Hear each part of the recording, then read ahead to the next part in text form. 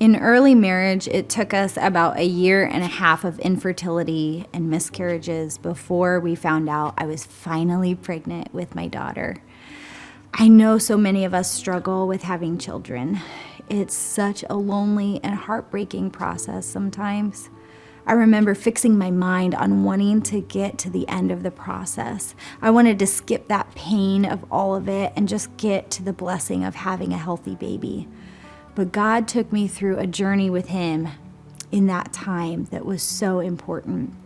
He showed me that in those hard waiting places, He's growing us and clearing out that junk in our hearts and making room for His Holy Spirit.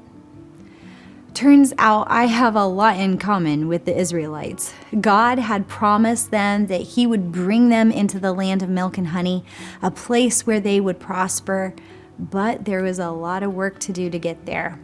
A lot. In order to take over the land, God had to wipe the land clear of other tribes. And I think it's interesting that God tells them that it would be a process. It wouldn't happen overnight. He says, "But I will not drive them out in a single year, because the land would become desolate and the wild animals too numerous for you.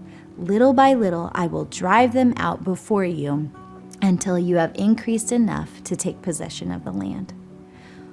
We want to see the good that God has for us, but often we forget that God has a plan and it's for our good, but it can take time.